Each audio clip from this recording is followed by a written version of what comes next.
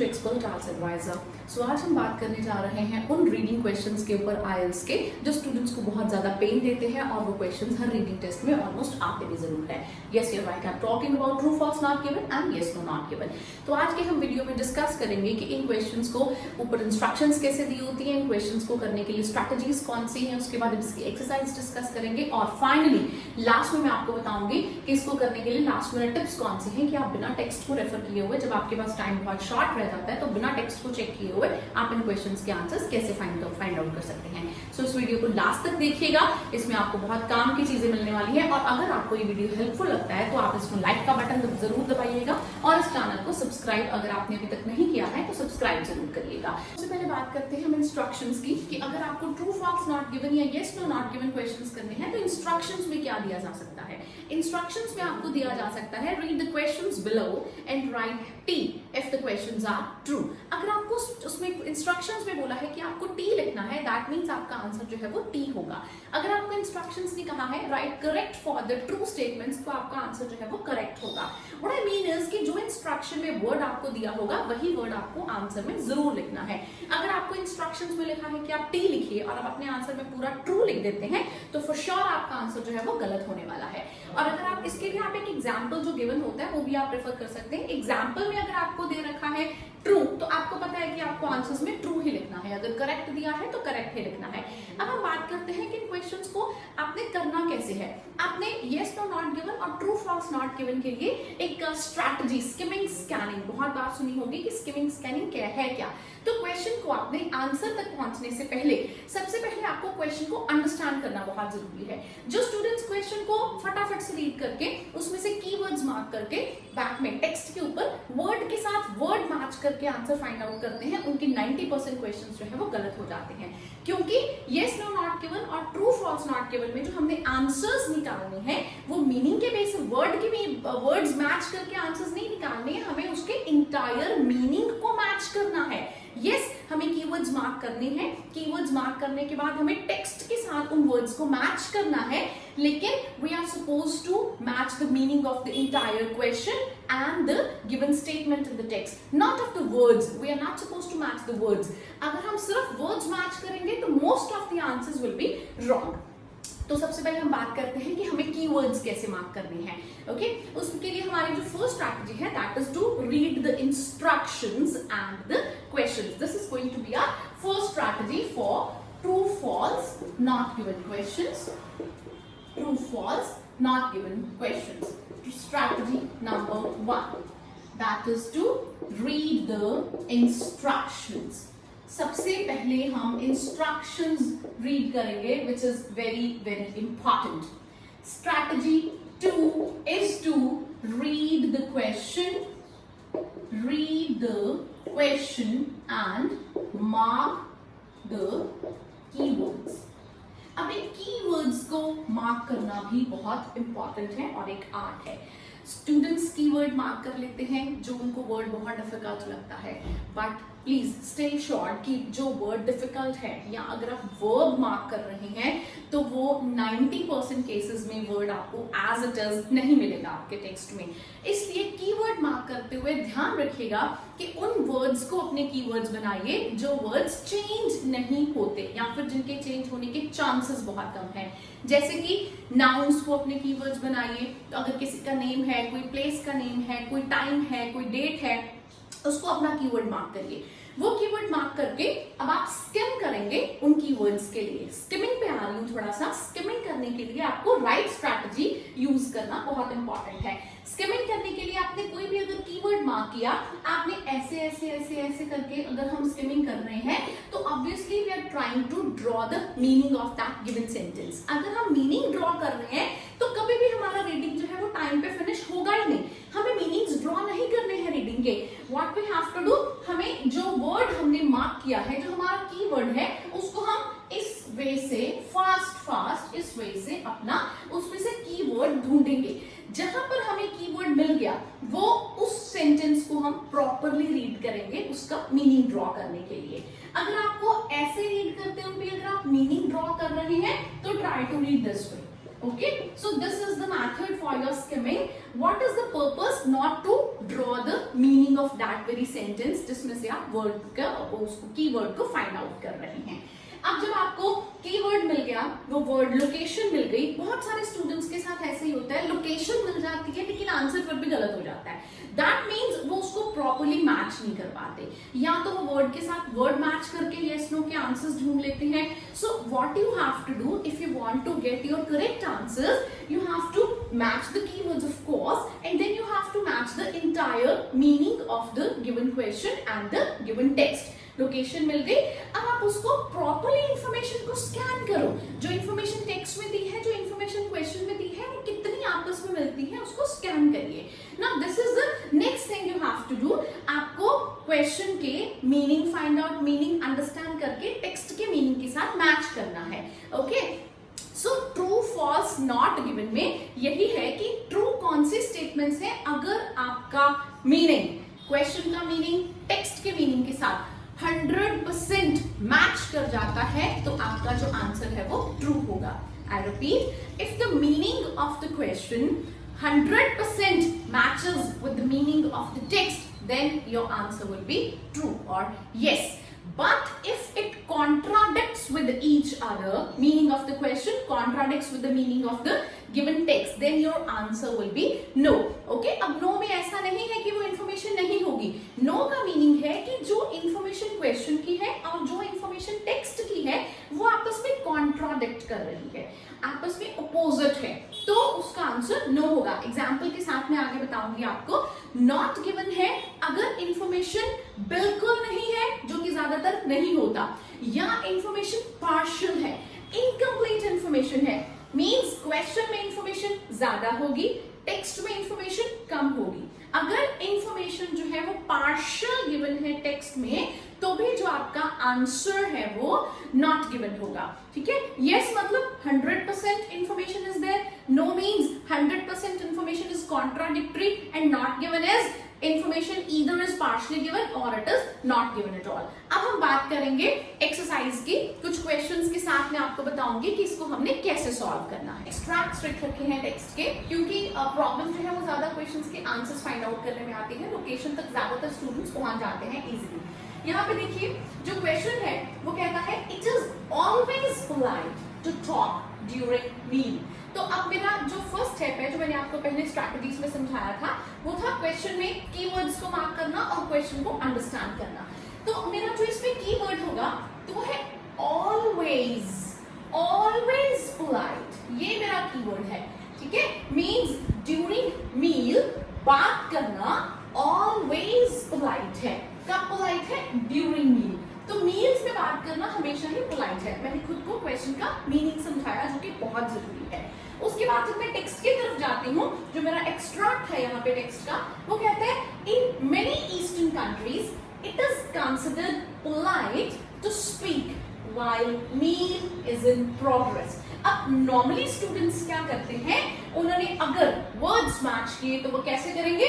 Polite polite, meal meal, progress it's going on, okay, and speak that is talk, okay। उनके लिए ये answer जो है वो ट्रू होगा मोस्ट ऑफ द स्टूडेंट्स के लिए, those who find their answers on the basis of the meanings, the words, on the basis of the meanings of the words only, not the overall meaning। तो जैसा कि मैंने कहा था कि हमें ओवरऑल मीनिंग लेना है, हमें वर्ड्स के मीनिंग्स नहीं लेते। तो मेरा जो ओवरऑल मीनिंग है क्वेश्चन का, वो कहता है हमेशा पोलाइट है, ड्यूरिंग मील बात करना हमेशा पोलाइट है।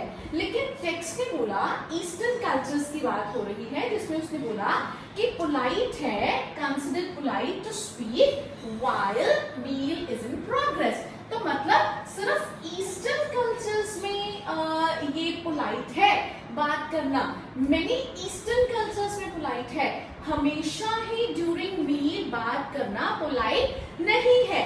सिर्फ ईस्टर्न कल्चर्स में, मतलब अगर ये कल्चर्स हैं सारे, तो सिर्फ ये ईस्टर्न कल्चर्स में पोलाइट है, यहाँ पोलाइट है, यहाँ पोलाइट नहीं है। मतलब कि हमारी 100% इंफॉर्मेशन जो है वो आपस में मैच नहीं कर रही। तो क्या होगा इसका answer? Yes, you're right. Its answer would be no, a big no, because the given information is contradictory with that of the text. ठीक है, अब मैं आपको लास्ट मिनट ट्रिक्स पे बताने वाली हूँ कि हमने कैसे टेक्स्ट को रेफर किए बिना भी आंसर्स निकालने हैं। Moving to the next question. The question says, unrecognized cultural differences are more powerful than the recognized one. Unrecognized cultural differences. Unrecognized, that cannot be recognized. वो ज्यादा powerful है, more powerful है recognized one की comparatively. ये मेरा question है। जब मैं text पे पहुंची तो text ने बोला, when the behavior of the culture is invisible, जब कल्चर का बिहेवियर इनविजिबल है, इनविजिबल मतलब जो दिखता नहीं है, बट हाँ यहाँ पे बात हो रही है अनरिकॉग्नाइज्ड की। ओके, आगे बढ़ते हैं। when we are not where we have them, yes, when we are not where we have them, now when we don't recognize, जब हम अवेयर नहीं है कि हमारे पास वो है, that means when we don't recognize them, that means unrecognized cultural differences, they are most powerful, correct? Okay, unrecognized, that we don't recognize them, we are not aware that we have them, means वो unrecognized है तो वो ज्यादा powerful है। तो अब इसका answer क्या होगा? इंफॉर्मेशन मैच करनी है, वर्ड्स मैच नहीं करने। ओके, मतलब वो कल्चरल डिफरेंसेस जिनका हमें नहीं पता, जिनके बारे में हम नहीं अवेयर कि वो हमारे पास है, दैट मीन्स वो अनरिकॉग्नाइज्ड कल्चरल डिफरेंसेस हो गए, तो वो ज्यादा पावरफुल है। ऑब्वियसली वो ज्यादा पावरफुल है, तो ये 100% इंफॉर्मेशन मैच कर रही है, तो हमारा आंसर यहाँ पे होगा यस। ओके, उसके बाद नेक्स्ट क्वेश्चन की तरफ चलते हैं। तो let's read the question first. It said, it is rude to refuse a drink in Australia. It is rude. Rude है. It is rude to refuse a drink in Australia. Refuse means to deny. I have to, keep the synonyms of a particular word in my mind as well, just to find out it, just to make it easy to get the same words in the text at the back. Okay. Now coming to the text, I can see question समझ में आ गया। Australia में drink को refuse करना, deny करना rude है। Now I'll read the text. It said, if you decline, decline, that means refuse. If you decline the offer of a drink in Australia, you may not be offered another. Okay, that means अगर Australia में आपने drink को decline किया, आपको दूसरा drink नहीं मिलेगा। So sometimes a no is taken no. However, in some cultures, the first no is a recognized step in the polite way. Okay, इसने बोला rude, इसने बोला polite. अब normal students क्या करेंगे? No लिख देंगे, क्योंकि ज्यादा प्रॉब्लम ही जो है वो no और not given में आती है स्टूडेंट्स को। yes के आंसर उनको फिर भी इजीली मिल जाते हैं, जो कंफ्यूजन है वो no और not given में रहती है। तो उन्होंने क्या करना है, देखिए यहाँ पे रूड है, यहाँ पे पोलाइट है, आंसर दे देंगे नो। बट आप पूरा रीड करके मुझे बताइएगा कि इसका आंसर क्या आना चाहिए। So, I read again. However, in some cultures, the first no is a recognized step in the polite way of accepting a drink, while saying yes straight away seen as impolite and too direct. Okay? तो question ने कहा rude है Australia में drink को refuse करना। तो अब यहाँ पे ऑस्ट्रेलिया की बात तो सिर्फ यहाँ से लेके यहाँ तक हुई है। ये जो इंफॉर्मेशन है ये ऑस्ट्रेलिया से रिलेटेड है ही नहीं, ये सम कल्चर्स, कौन से कल्चर्स की बात हो रही है? We are not aware, we are not mentioned here कि which cultures we are talking about. फिर उसके बाद उसने यहाँ पे बोला अगर हम ड्रिंक के लिए कोई ऑफर डिक्लाइन करते हैं तो हमें दूसरा ऑफर नहीं किया जाएगा। इसमें रूड है रिफ्यूज करना, ये तो मेंशन ही नहीं किया गया, because sometimes no is taken no, यहाँ तक है ये इंफॉर्मेशन, यहाँ से दूसरी है। तो क्योंकि नो का मतलब है no, that does not mean it is rude. Saying no is rude, it's not mentioned anywhere. Okay, so our answer here will be not given, because we are not given anywhere that refusing a drink is rude in Australia. Okay, so ये है जी strategies yes no not given के questions को करने की। अब अगर हम लास्ट मिनट पे हैं, हमारे क्वेश्चंस छूट गए हैं येस नो नॉट गिवन पे और हमें नहीं पता चल रहा कि हमें आंसर्स को कैसे करें, बिकॉज टाइम बहुत कम है और क्योंकि नेगेटिव मार्किंग नहीं है, तो इसलिए हमें ये बताया जाता है कि आपको क्वेश्चंस कोई भी छोड़ने नहीं है। तो लास्ट मिनट के लिए आप क्या करेंगे, एक चीज माइंड में रखिएगा, येस नो नॉट गिवन के लिए सी, अगर आपको क्वेश्चंस में एक्सट्रीम वर्ड्स दिए हैं, एक्सट्रीम वर्ड्स का मतलब है जैसे कि ऑलवेज हो गया, नेवर हो गया, एवर हो गया। अगर क्वेश्चन में आपको एक्सट्रीम वर्ड्स मिलते हैं तो आपके क्वेश्चन का आंसर 90% केसेस में नो होगा। I am not saying 100% but 90% cases में उसका आंसर नो होगा। You can see it here as well, it is in the first question, it is always polite मतलब हमेशा। now this is the extreme word here। तो जब question में extreme word आ गया, आपने टेक्स्ट नहीं देखना, लास्ट मिनट की बात कर रही हूं, आपने टेक्स्ट नहीं देखना, आपने बिना टेक्स्ट को देखे हुए उसका आंसर लगा देना है नो। इसके लिए आपको पता होना चाहिए एक्सट्रीम वर्ड्स कौन से होते हैं। ऑलवेज है, एवर है, नेवर है, ये वर्ड्स एक्सट्रीम वर्ड्स हैं, ठीक है।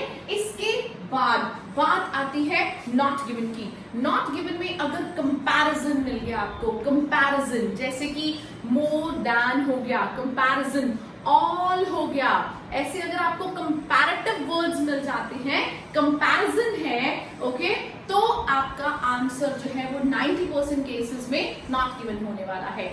In all the countries, you know, ABC is followed in all the countries, this is the question, right. और टेक्स्ट में हमें कहा जाता है it is followed in dash dash ABCD country, but हमें ये तो नहीं कहा गया कि ऑल द कंट्रीज में ये फॉलो की जाती है। अब आपको जब ये मिल गया है, कंपैरिजन मिल गया है, लाइक मोर देन दिस या बेटर देन दिस, तो ऐसे जो कंपैरेटिव वर्ड्स हैं वो आपके क्वेश्चन का आंसर बनाते हैं नॉट गिवन।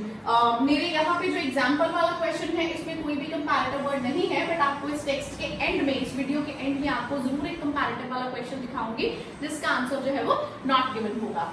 उसके बाद अगर कोई कंपैरेटिव वर्ड नहीं है, अगर कोई एक्सट्रीम वर्ड नहीं है, तो आपके क्वेश्चन का आंसर जो है वो यस होने वाला है। ये आपने ट्रिक यूज करनी है उस लास्ट मिनट के लिए जिसमें आपका टाइम बहुत कम रह गया है और आपके यस नो नॉट गिवन वाले क्वेश्चन जो है वो अभी भी पेंडिंग पड़े हैं। So that's all for now. If you like this video, please press the like button and do subscribe my channel and leave the comment if you find any other trouble in solving this kind of question. Thank you very much.